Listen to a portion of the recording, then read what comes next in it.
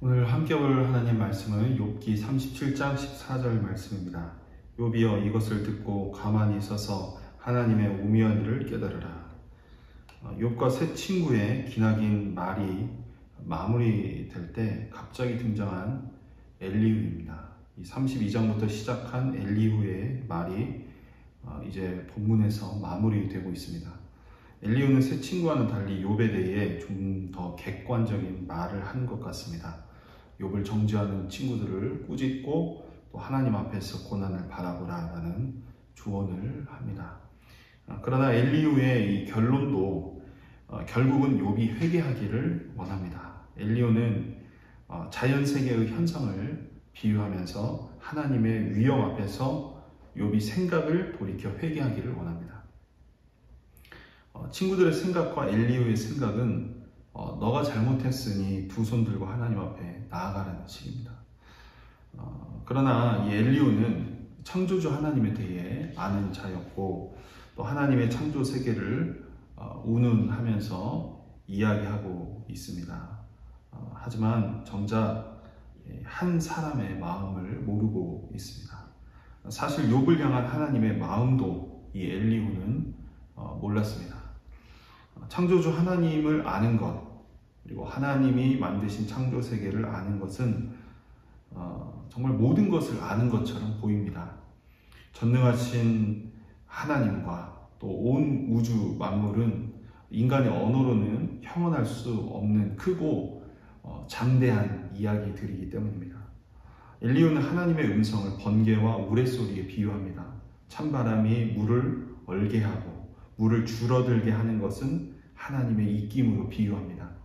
그러면서 13절에 혹은 징계를 위하여 혹은 땅을 위하여 혹은 궁유를 위하여 그가 이런 일을 생기게 하시느니라. 즉 자연현상에서 발생하는 모든 것들을 주관하시는 하나님께서 욥에게 일어난 일들을 생기게 하셨다고 말하고 있습니다.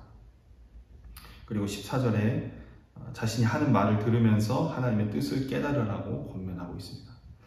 앞서 욥과 친구들의 대화가 없다면 오늘의 말씀은 굉장히 신사적으로 보이고 또 자연 현상을 비유하면서 이야기하기에 굉장히 지적으로 논리적으로 욥에게 이야기하는 것처럼 보입니다. 그러나 엘리후 역시 욥이 받는 고난 앞에 욥이 행한 일로 하나님께 받는 것이라 이야기하고 있으니 이 욥의 마음에 친구들이 그렇게 이야기하니 옆에서 욥을 알 턱이 없는 자도 친밀하지 못해서 자신에게 돌려 이야기하는 것일 뿐 결국 매 한 가지라 생각했을 것입니다. 이스라엘도 창조주 하나님을 알고 그 이름을 믿고 그들의 이야기에서 하나님을 언급했습니다. 그러나 하나님의 아들이신 고난받는 하나님의 종 예수님을 몰랐습니다. 예수님이 왜 고난을 받으시는지, 하나님께서 왜 예수님에게 고난을 주시는지 이스라엘은 하나님의 마음을 헤아리지 못했습니다. 우리의 죄 때문에 고난받으시는 예수님을 향해 비난하고 함께 핍박하고 정죄하기에 급급했습니다.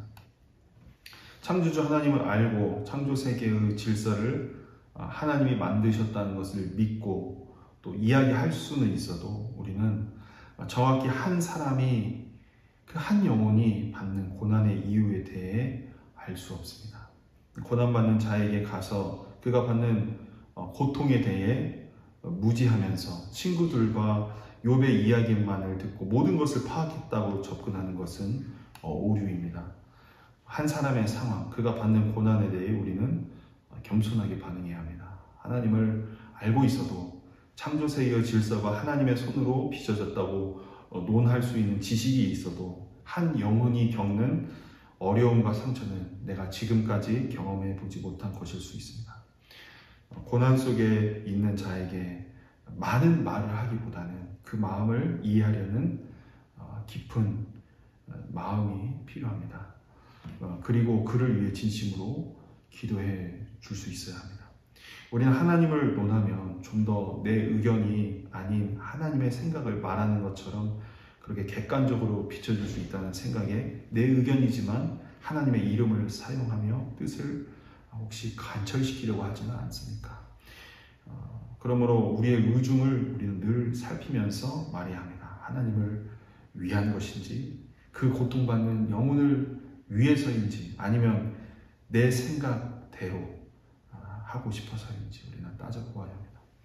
그리고 몇 마디 말을 듣고 저 사람의 고통을 파하겠다는 그런 섣부른 그 말보다는 깊은 이해와 기도를 그 영혼을 위해 해줄 수 있는 겸손한 우리이기를 주님의 이름으로 축원합니다. 사랑의 하나님 아버지 감사합니다.